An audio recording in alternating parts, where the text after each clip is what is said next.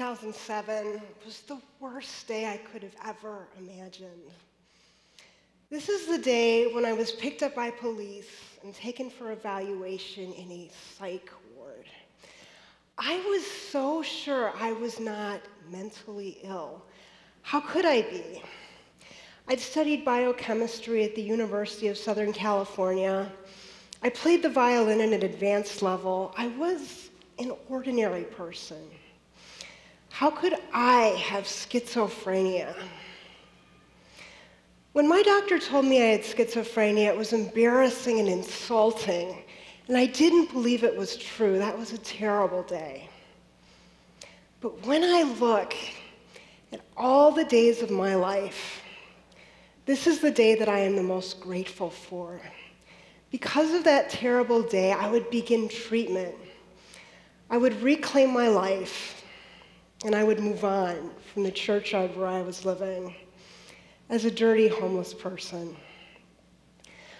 I had a happy, normal childhood and a great relationship with my parents. My dream school was the University of Southern California. I went there in 1999 on scholarship to study biochemistry and molecular biology. I was an A student at first, but over 3 years, there was a steady decline in my ability to focus, and schizophrenia struck like a thief my 4th year of college, robbing me of my ability to study. Suddenly, my best efforts produced failing grades, and my heart was like ice. I wanted nothing to do with my loving family or friends. A few months later, I abruptly moved out of the dormitory, rejecting all help. My parents were frantic. They contacted my church, my friends, my professors. I was paranoid with irrational fear, and I was having delusions, which are fixed false beliefs. I really believed I would be the next prophet to appear in 2,000 years since the time of Christ.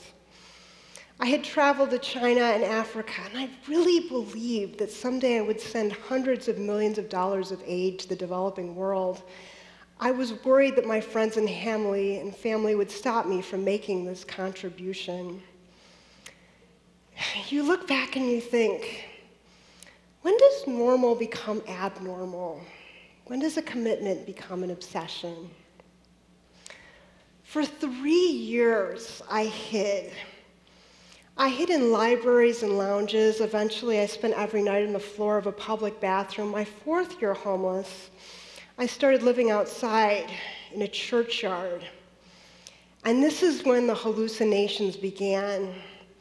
There was a chorus of voices inside my mind insulting me, commenting on my every action. One day I looked in the mirror at my reflection, but it was morphed to look like the character Lisa from the show The Simpsons. One day, newspaper reporters came from the LA Times to do a story about my life and my descent into homelessness, and I looked for the article.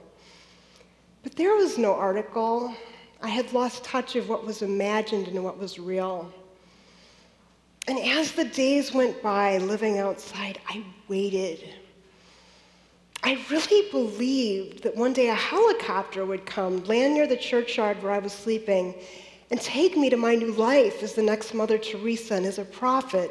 And as I waited for months for that helicopter, my hygiene plummeted. I had become a dirty, homeless stranger. And you would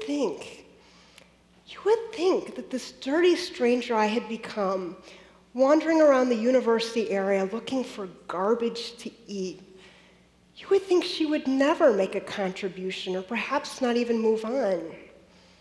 And when I was diagnosed with schizophrenia, I was told I was permanently and totally disabled.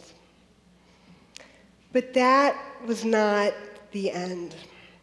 I spent 12 months trying 5 different medications, and yes, it did really feel hopeless. But finally, I began seeing a new doctor. His name was Henry Nasrallah. Dr. Nasrallah was the first doctor I met who was willing to fight for my life. Dr. Nasrallah prescribed an infrequently used medication called clozapine. After 3 months on clozapine, my hallucinations had virtually disappeared. And after 1 year, my parents, Dr. Nasrallah, and I were talking about my transfer to the University of Cincinnati. And in 2011, I graduated from UC with my molecular biology bachelor's degree.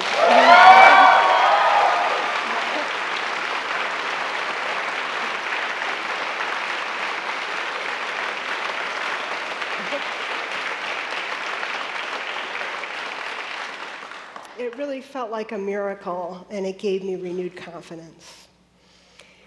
In 2014, I published my memoir, Mind Estranged, My Journey from Schizophrenia and Homelessness to Recovery. And in 2016, Dr. Nasrallah and I joined forces to establish the Cures Foundation, comprehensive understanding via research and education into schizophrenia.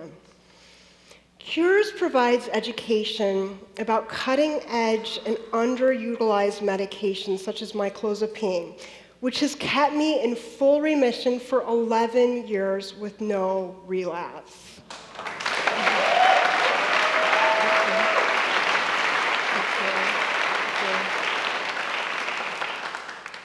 We offer hope. We highlight stories of what we call schizophrenia survivors. These are people who are thriving, not just stabilized, but thriving despite a schizophrenia diagnosis.